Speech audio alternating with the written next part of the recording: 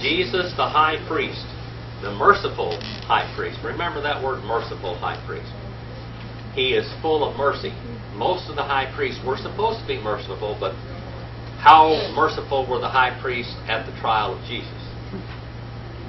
No mercy whatsoever. No mercy whatsoever. All right. As we read here, Akontes, Us, Arkeria, Megon, Dia Le Lithete Tota, Tus, Uranus, Jesus, Ton, Quion, Tu, Thiu, Krotomen, Tes, Homologias. All right. That's where we are.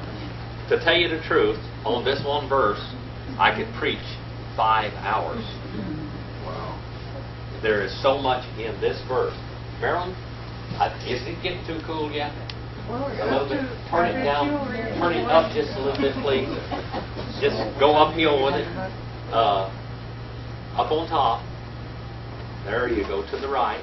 Thank you. You can get some blankets back here. Yeah. Go get it. Old folks. All right. Your hair is going to start standing on end pretty soon. It's cold. All right. Having, nominee, plural, masculine, present participle, active. Now, does your mother know how to read? She doesn't know. Russian? Do you know how to read Russian? Greek, yeah. Russian, I could barely make it out. Okay, barely make it out. Well, Russian is printed with Greek letters, basically, so it ought to be familiar. Okay? It'll be a whole lot like this. Russian and Greek is a whole lot alike. Okay? Having, nominee, plural, masculine, present participle, active, it comes from echo, is the word. Okay? Echo. Having is how it should be translated. Therefore, having, constantly having, we always have Jesus as our high priest. It's something that is a continuous action. See that? Having, nominee, plural, masculine, present participle, active. Now, a participle is something like a gerund in English, and it just continues on. It's a continual action, okay? And then, therefore, having, therefore is how you start the sentence, okay? And then high priest, arkadia, okay? That means the first priest or the head priest. We have a high priest. Great, megon, okay? A high priest, great. Now, from here to the end of the book of Hebrews, there are going to be some subjects that the writer of Hebrews brings to us. First of all, it shows that Jesus' work as a high priest was greater than the Levitical line. 4:14 through 12:18 onward. Okay? Number 2, that Jesus is superior to all the prophets. He was the one that inspired the prophets. All right? 1:1 through 1:3. All right? His ministry is superior to angels. All right? 1:4 through 2:18. His ministry is superior to even Moses, and they held Moses on equal with God, basically. If you blaspheme Moses, they'd stone you to death for cursing God. Okay, but his work is superior to Moses. 3:1 through 4:13. Number 5, his work is superior to all the high priests. 4:14, and Aaron. All right, and Aaron. 4:14 through 5:1 through 7:28. It was under a better covenant contract. All right, 8:1 through 13. He has a better sanctuary. A better sanctuary. 9:1 through 12. He had a better sacrifice or offering, which was himself. All right. Where was his sanctuary, by the way? The better sanctuary. Heaven itself. All right. And he had a better sacrifice and offering. 9:13 through 10:18. And it is based upon better promises. What were the promises of the Old Testament? God will forgive you right now, but you've got to come back here again. Next year, it's another Day of Atonement. You've got to come back and bring another sacrifice. Jesus once for all. All right? It was on Better Promises, 10:19 through 12:3. Now let's go back and finish this verse.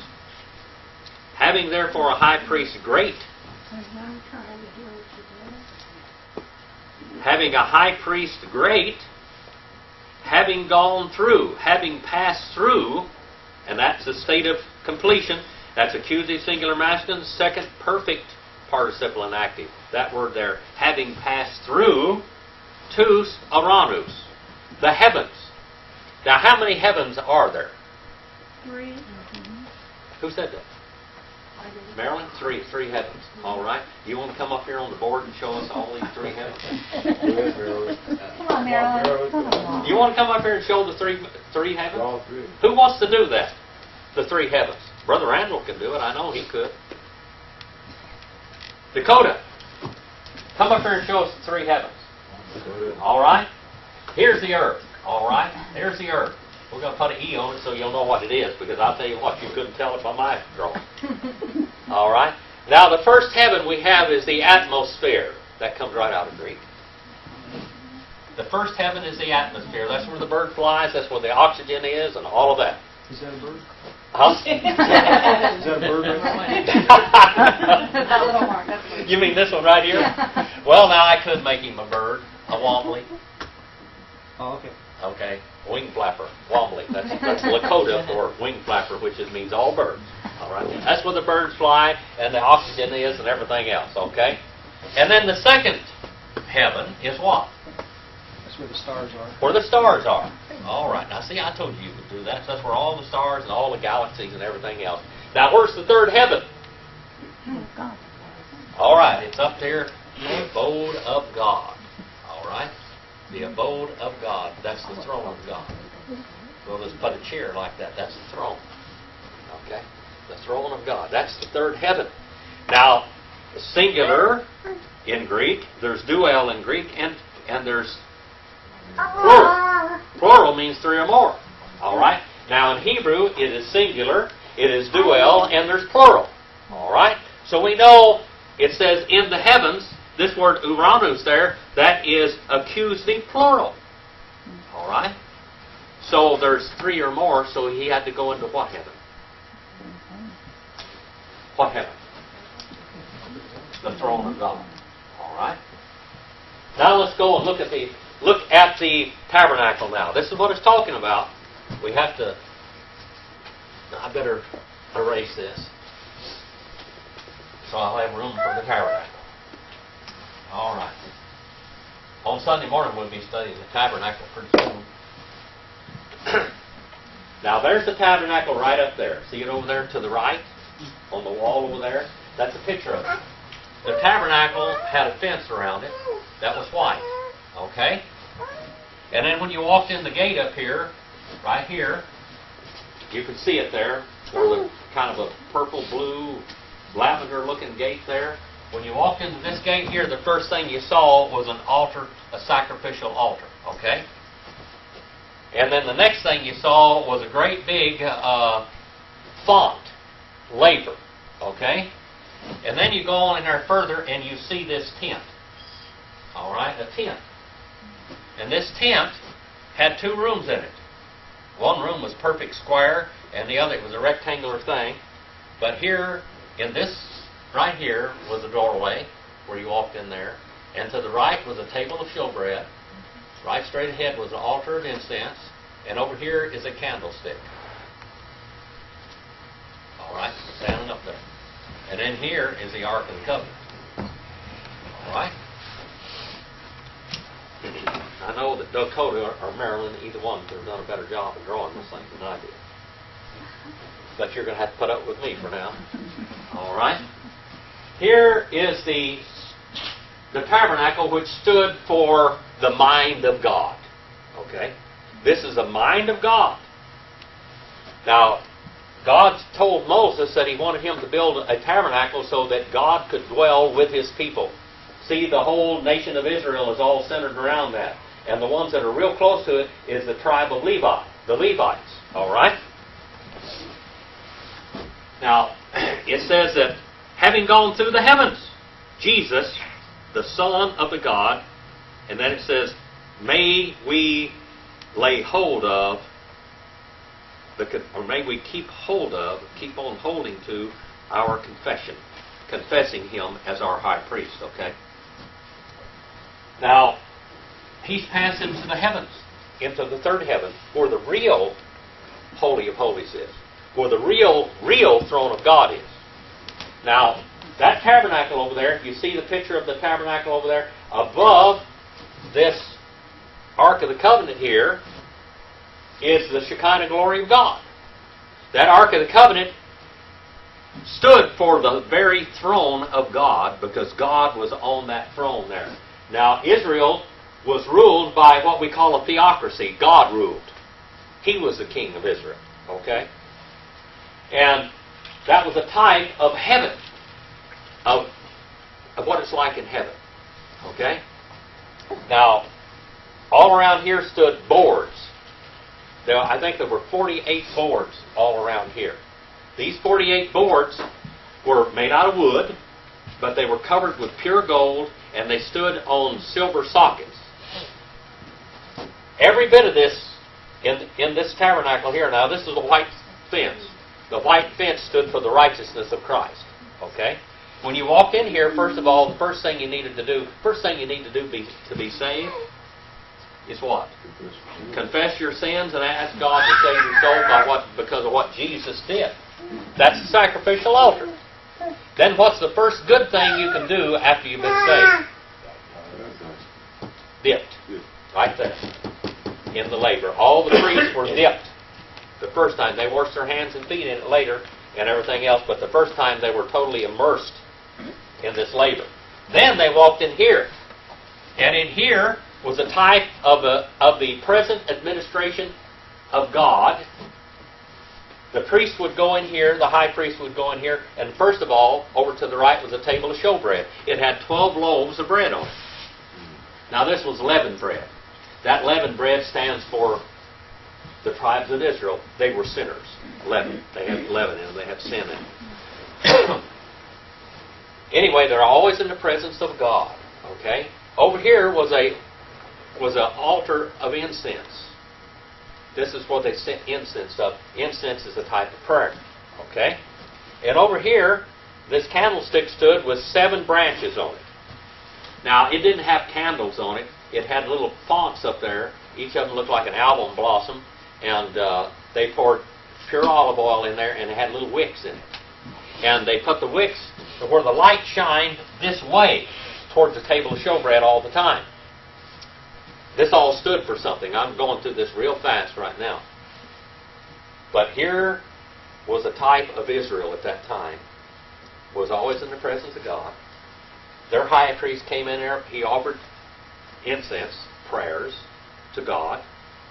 And then once a year, he could go in here, only once a year. First of all, he had to make a sacrifice for himself. He had to have a sacrifice for himself to come in there because he was a sinner too. Okay? He had to make a sacrifice for himself, and then he took the blood and he sprinkled on the mercy seat. That's the only thing that ever touched the mercy seat, or the Ark of the Covenant. They never took the lid off of it, nothing. There were 2 angels standing like this with their wings toward each other, cherubims. And those were for witnesses, to witness everything. The law said by 2 or 3 witnesses, let everything be established. Now, let's go back to yourself. Now, this was a high priest that lived then. He was a type of what Jesus would do at the cross of Calvary. All right? Jesus came, and Jesus is Jehovah. That was the throne of Jehovah right here. All right? Now, God became related to His creation so He could redeem it. He came down, John 1:14, it says, and the Word, which meant the Jehovah flesh He became, John 1:14, and He dwelt among us. We beheld His glory. It said in John 1:18 that He led Himself out of eternity into space and time. Okay, here is our God and our Redeemer that's going to redeem us to Himself. And what He did is when He died on the cross of Calvary, He died, didn't He? They put his body in a cave, in a grave, but he didn't go out of existence, did he? What happened? What did Jesus go in his soul and spirit? All right. It says he went down into Hades, the place of departed spirits. Then it says that he arose and he took the offering. He made an offering on the very throne of God, in the real throne of God. Not on the Ark of the Covenant, but the real throne of God. He went up there and he sprinkled the blood, the offering. Our redemption had been paid for. Okay? It was paid for. Now let's go back and read this and understand it a little better. Having therefore a high priest greater than any other high priest, having passed through the heavens, all of the heavens that we see, into the very throne of God, to the real throne. The mercy seat stood as the throne of God on earth. Now he went directly into the throne in the heaven of heavens. All right? This is a type of heaven, and this is a heaven, the throne room of heaven. Okay? Passed through the heavens. Jesus. Now look at the name Jesus. Jesus. Now how should it actually be translated? What is the Hebrew name for this? Yeshua. Joshua. Okay? Joshua. It said Joshua, the son of the God. Okay? Now how long was Jesus the son of God? A long time. Forever. He's God the Son. Okay? In space and time, one time, during his earthly ministry, when he was born into this world, all right, just born under the law, made of a woman, just exactly like it says in the book of Hebrews and other places in the Bible. Made of a woman, he became redeemed. He became our Redeemer in person and in flesh and blood. Okay? He lived and he died. But one time, God said, what? This is my son. Hear him. He declared him to be the son. Now the word name there. The word name.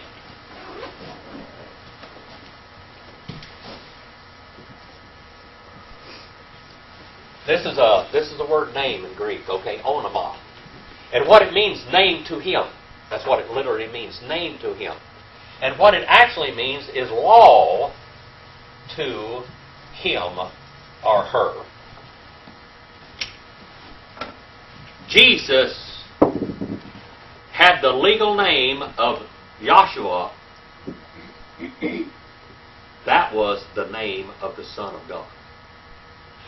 He specified him by law. Name to him is Jesus. And it said, and he will be known as Emmanuel, which means God with us. His name was Joshua. And the name Onoma means law. It comes from nomos, law, and it means law to him. You have a name. What is your name, young lady? Lori. Lori. That's your legal name, isn't it? Mm-hmm. What is your name? Jeff. Is that your legal name? Mm-hmm. Or have you got another? That's it. How about you, Randall? What? How about you? What? Randall. People call me Randy for something. Okay, Randall. But that is your legal name, isn't it? Mm-hmm. All right? We all have legal names. That's our name to us. Legally, that is our name. Now, God said, my son's name is Jesus. His name is Joshua. Okay? In the Old Testament, we had Joshua that led Israel into the promised land, didn't he? Who leads us into the very presence of God? Jesus, our Joshua. All right, our Joshua. Let's look at it here. Jesus, the Son, the ton huion, the heir. The word huios is more than son. It could be techno and be son or daughter. All right. It could be paidia. It could be brephos. But this is the heir. This is huios. All right. The heir of the God. This is the one. His legal name is Jesus. All right. His legal name is Joshua. And then it says, may we continue to hold on to our confession, confessing him as our high priest. What it means here is hold fast to this high priest and make good use of him, because he is our high priest. because He can take us not to the Ark of the Covenant, but to the very throne room of God. And how often do we have this? Continuously. Continuously. 4:15 now. 4:15. See, I could have easily have taught a long time on that. Now, by the way, the cross references to this verse are Hebrews 2:17, 3:1, 6:20, 8:1, 9:24, 1 and 2, 6 and 6, 7 and 3, 10:29, Ephesians 4 and 10, and Matthew 4 and 3. And then all of the other ones I gave you as He was a better sacrifice, a better high priest, better than the priesthood of Aaron, all of that. By the way, what is the name Aaron? What is the English name for Aaron? If the Hebrew name is Aaron, what? Aaron? Huh? Aaron? Aaron. What is the English name for Aaron? It goes from English, and then it goes into Hebrew. Aaron means enlightened one, or one of light. That's what it means. The Greek word for that is photios. It comes from the Greek word phos. It comes in the English as Frank. Frank. Or Francis. Francis is the feminine term of Frank. All right? Francisco. That means Aaron. That means enlightened one. Okay? All right. What we have do you have a name for Frank in Russian? What's the name for Frank or Francisco or Phos? Is it Photi? I don't know. Huh? I really All right. don't know. And anyway, it probably came from Greek, so it's something to There's do a with lot of Phos. Peters, Matthews, Johns. Yeah. You see, All those names. Yes. Frank is what language? Frank is the English for photios, which means light, coming from the Greek word phos. Francis and Frank comes from the word photios. All right. 4:15, A and B. This is a long verse. Gar, Ekomen, Arcaria, Me, Dinamion, Dinamenon. Okay, I said that wrong. Sympathese, Tes, Astanias, Himon, Peperosmenon, De, Kanta, Panta, Koth, Homeoteta, Choris, Harmartius. All right. Now let's go look at this one very closely. The cross-reference to this verse are Hebrews 2:17, 2:18, 7:26, 2 Corinthians 5:21, Romans 12 and verse 15, 1 Corinthians 12:26, Romans 8 and verse 17, and 2 Corinthians 5:21. These are some of the cross-references to this. For not. Now it starts off with gar. That means for. That is a casual particle, page 1190 in A.T. Robertson's book, if you want to look it up there, or page 85 in the Analytical Greek Lexicon. And the other word there, for not, that's an adverb of negation, page 294, if you want to look that one up, or you can write it down in your book there. For not we have, first person plural, present indicative active, for not we continue to have. All right? Continue to have a high priest. Not, all right, no, and then not. We've got a double negative here. One adverb and one particle of negation. This one was page 268 if you want to look at that one up. Better write it down in my book too for later. Page 268, not being able. Accusing singular masculine present participle passive. Not being caused to be able. And then we have the word sympathy there. See that word? Sympathese. Our English word comes right straight out of that Greek. Sympathy. Sympathy. Sim, pathe. To suffer with. All right? It means to suffer with. To be acquainted with. To be sympathetic with. All right? It's first aorist, infinitive active. All right? Aristotle and Plutarch both use this term. It's an old term, but it's used very few times in the New Testament in this form. With a tes ostenias, with the weaknesses. That's what we call instrumental plural there, with the weaknesses. Ostenia. Now, in what way was Jesus weak? Well, in what way was Jesus weak? Was he weak in relation to sin? No. All right? There is no latent sin in Jesus to be stirred by the temptation, and no habits of sin to be overcome. No habits of sin to be overcome. His weaknesses were something that he inherited from his human nature, not Adamic nature. What is the human nature that you have by being a human? What weaknesses do you have? What? Emotions? Well, emotion is one. Physical. Did he cry? Yeah, he cried. Did he mourn? Sometimes he mourned. He mourned over Israel because they wouldn't come to him. He said, I called you many, many times like a mother hen would baby chickens, but you wouldn't come when I clucked. You wouldn't do it. What else? Physical. Physical. What do you need physically every day to exist? Huh? Food and water. Food and water. And our daily bread. Okay? We need food and water. We need nourishment, or else you get very hungry. What else do you need? Air to breathe. All right, that's along with food and water. And what is very important? Rest. Did Jesus ever get weary? Yeah. Did his body get weary? Yes, it did. Did he need rest? Absolutely. So he understands what it is to be hungry and emotionally touched, and he understands what it is to be tired.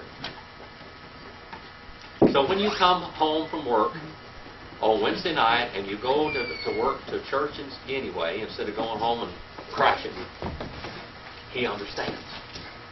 He understands that. He did it, and he did it too.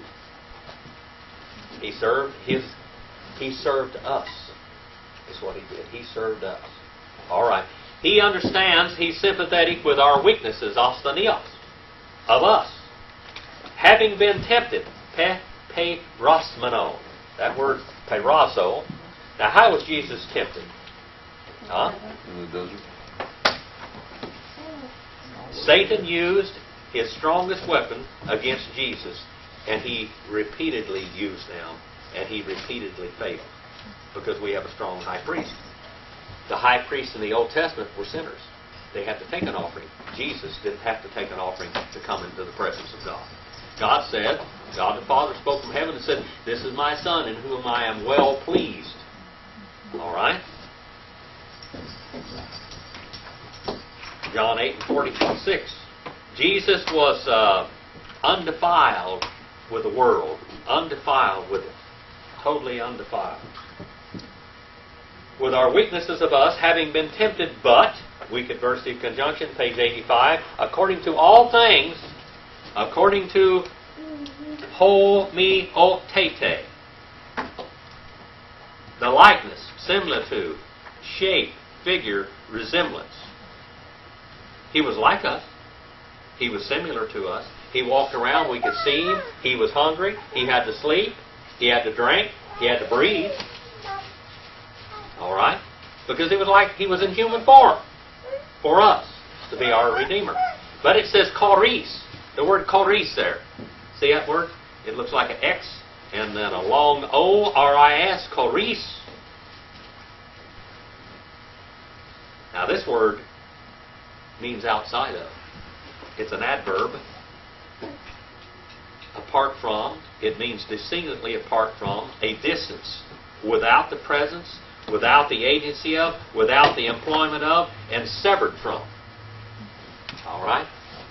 Outside of what? Hamartios. What is that word hamartios? Sin. He was like us in form, but he was without sin. He had no sin in him. No sin in him at all. All right? Without sin. Now, Hebrews 13:4, James 1:27, and 1 Peter 1:4, these are all cross references this. Now he was without sin. There's a word in Greek, amantos. Amantos.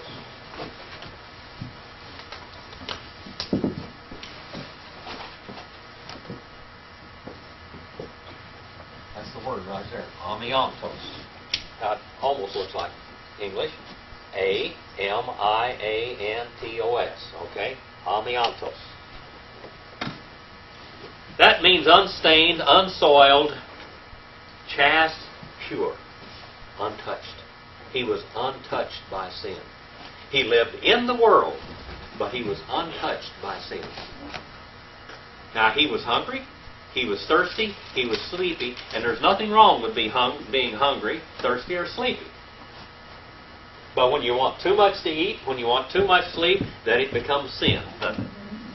All right? And when you want too many things. All right. 4:16. The throne of Christ is the throne of grace.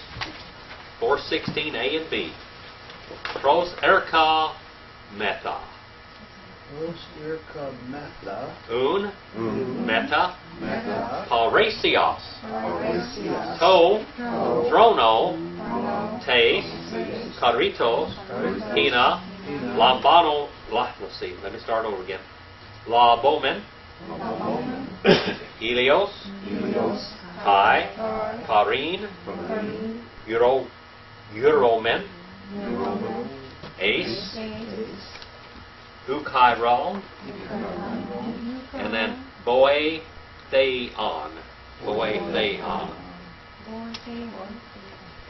All right, let's go back. The cross-reference to this one is Hebrews 7:19, Hebrews 3 and 6, 1 John 2 and 2, Matthew 19:28.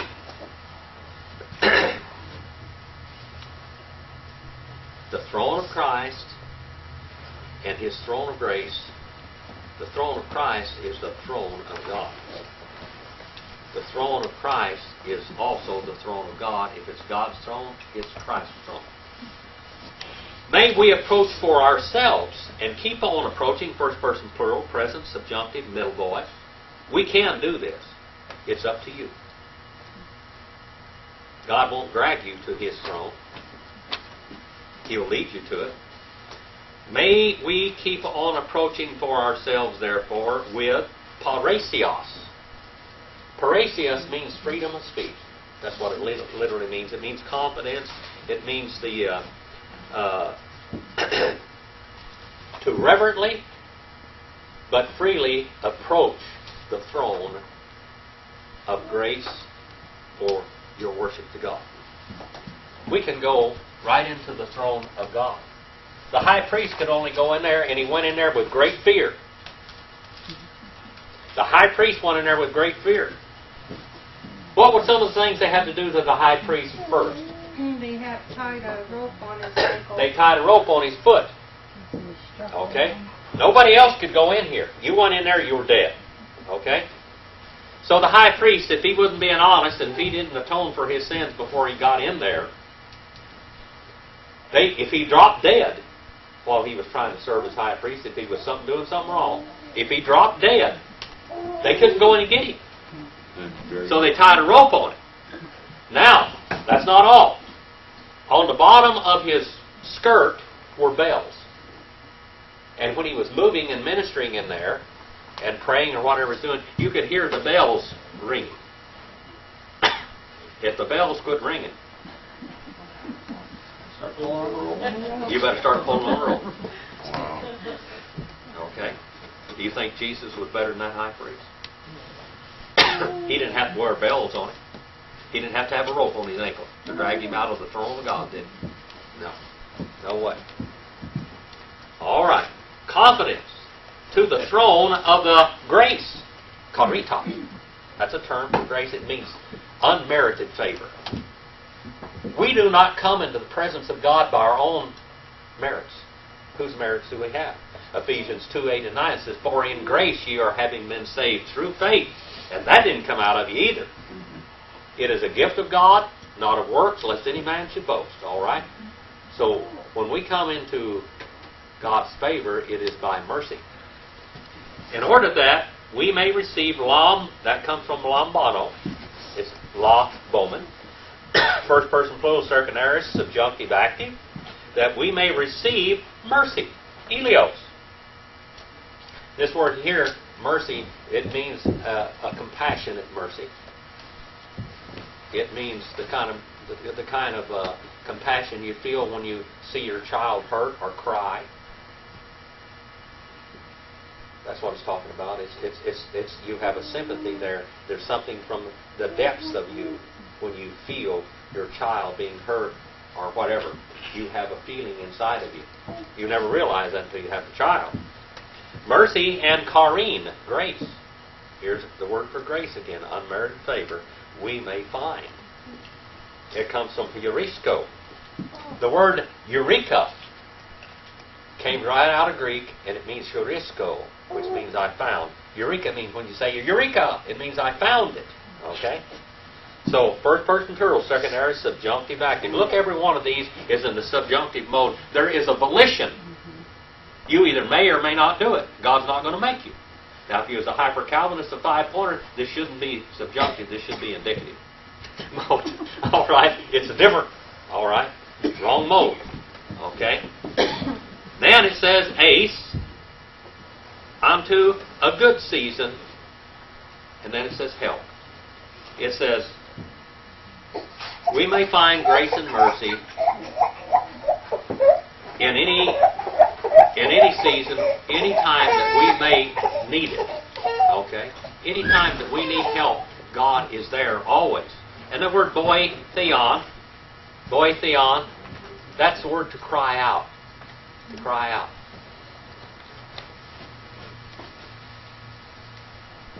I know most of you haven't been on a farm. But when a horse's colt, when a mare's colt, when the mama's colt gets in trouble and gets hurt, she starts screaming. She starts screaming. When the baby gets hurt, he starts screaming. When the baby chickens are out there and he gets in danger, he starts hollering his little head off. And the mama comes running to him. When a baby cat gets hurt, mama cat gets real upset and she starts growling and hissing and blowing. All right? When a baby dog, when a puppy gets hurt, mama dog, she gets really violent. Okay? When they holler for help. This is the word that means to holler. It means to holler in time of danger or need. We have God there at our any time, any good season, any time that you need help, God is there to answer. That's what it's talking about. God is there to answer that prayer. All right, we're finished with the 4th chapter of the book of Hebrews. We're going to start in chapter 5. The office of the high priest. 5:1 through 4. The office of the high priest. Pas, Dar, Akarius, Ek, Anthropon, Lambano Menos, Heper, Anthropon, Kathis Tati, Pa, Pros, Theon. All right. Proston Theon. All right. Proston Theon. I jumped over that one word there. Let's look at this one now. Jesus is our high priest. The office of the high priest. For every high priest out of men being taken. Every high priest was taken out of what tribe? Levi. The tribe of Levi, which was Aaron's children. Okay. And what's the modern name for Aaron in English? Frank and Francis. All right.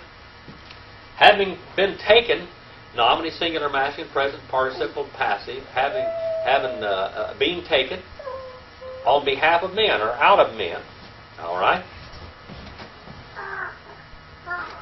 And then it says here, tathis, tate, third person singular, present, indicative, passive. He is appointed, or he is seated.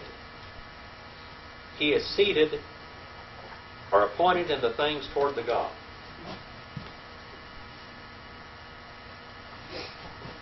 All right. Every high priest that they ever knew in the Old Testament was a child of Adam. Now, was Jesus a child of Adam? He was a child of Eve. There's a difference. Every child of Adam has sin in him. All right? A woman, ladies, this makes you happy now. I know this does. You do not pass the sin nature on to any of your children. It doesn't come from you. It comes from your husband. Jesus did not have a human father. His father was God. He had a human mother. And his mother did not pass on the sin nature to him. All right? But all the other high priests had an earthly mother and an earthly father. And therefore, they were related to us by sin nature also. Jesus didn't have that sin nature. All right? He was the seed of the woman. Genesis 3:15, the promised Savior from the Old Testament. All right? B. Hina. Pros. There. Dora. Te. Kai. Thesios. Heper. And Martion. All right? Now, every one of these priests that were appointed out of mankind, they all had to bring a sacrifice to God. Okay? The things toward the God, in order that He may offer forth gifts. Okay? He may offer Dora. The girl's name Dora. Dora. That means gift. All right? That's the Greek word which means gift. Dora means gift. Okay? That He may offer forth, third person singular, present, subjunctive, active. Look at that word, that subjunctive node there. He may do this. All right? In order that He may offer forth gifts. Both. That's what we call a combinatory including particle, page 399. He's going to offer gifts and sacrifices on behalf of sins. Every earthly high priest does this. He has to go in there and he has to make an offering for his own sin and then for the sins of the people. Let's go on 5 and 2 now. Let's see how our high priest Jesus is different than all the rest of them. Metrio Pathane. Dinomenos. Tois. Agnusen. Kai. Plan no menois. Epe. Kai. Autos. Perikete. Ostenion. All right. Let's look at this one.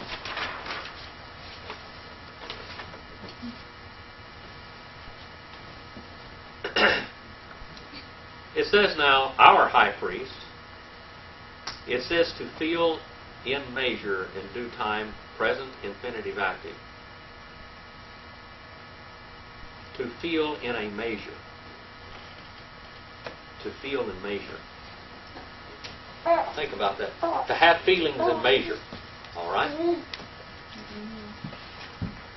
Being able, strong enough, nominative, singular, masculine, present, participle, passive. Being caused to be strong enough. For the ones being ignorant. All right? Tois. Ignoramus. Agnostic. That's what comes from this word. All right? Being ignorant, not knowing, dative, plural, masculine, present, participle, active. And being led astray. The high priest was supposed to take a sin offering for the sins of what we call omission or the sin of ignorance. When you intentionally sin, that's what we call intentional sin. But sometimes people do things and sin when they don't understand or they do it ignorantly. Okay, so it says here he had to offer sins for the sins of omission and sins of commission. All right, omission and commission, and that word planomenois there, dative, plural, masculine, present, participle, passive, having been led astray off the pathway. All right? Who helps us to sin? The old devil. The old devil will help you to sin. You just leave it up to him and he'll open the door. Okay? We're led astray by him. Sometimes we do things ignorantly, and other times we just follow the devil's way. And then it says, since also he sets around about, he is set around about with weaknesses. Jesus knows our weaknesses, but he knows them without sin. Okay? He feels like we feel. He knows when you're hungry. He knows when you're tired. He knows when you're sick. He knows those things. He can feel those things with you. When you're betrayed, do you think Jesus was ever betrayed? Yeah. You know, do you think he knows how it feels to be betrayed? Did he love and was done wrong? Yeah, he knows how it is to love and be done wrong. All right? He loved. It says, God so loved the world that he gave his only begotten Son, that whosoever believes in him shall not perish but have everlasting life. He loves us. It said he loved us while we were yet sinners. And have you ever betrayed Jesus since you've been saved? How many times, I might say? Just like me. Which time? Do you think it hurt him when we did that? When we laid him down? It hurts him when we lay him down. It hurts him because we betray him all over again. That's what makes you not want to do the things you used to do. Because when you let the Lord down, you have sinned, and we do that. And then he's carrying our offerings to the throne room of God all the time. All the time. Well, that's where we're going to quit. On 5 and 3 is where we'll begin next week. You should be ashamed of your sin when you realize that. Yeah. If you are saved, you are ashamed of when you sin. That's right. If you're saved, you're ashamed when you sin. Is this the 22nd? Yes. 1 second? Your tape player, yeah. All right. A little old rascal.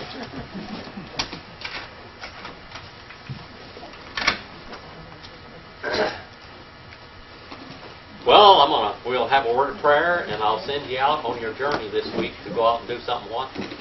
Eternal. All right, go out and do something eternal this week. And then come back next week.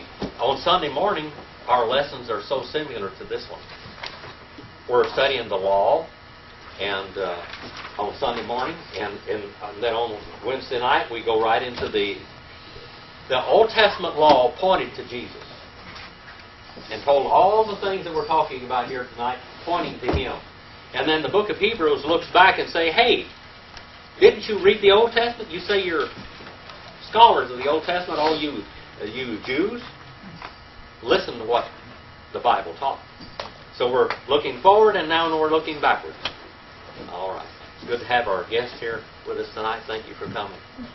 And let's see. Brother Randall, would you dismiss us in prayer tonight, brother? Our God and Father, we thank you for another night of an interesting lesson that we learned your word, and pray for those who are not here. We pray that you take care of them and be with us this week, Lord. And thank you for your word and for your Son. In Jesus' name, amen. Amen.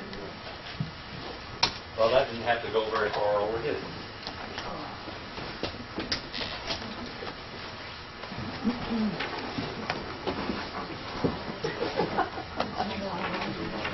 Oh, yeah. I see that one. Oh. Did you get all the information off of this thing? Yes, I Oh, did. yeah, you wrote it down. I got model numbers and stuff off. All right. If I could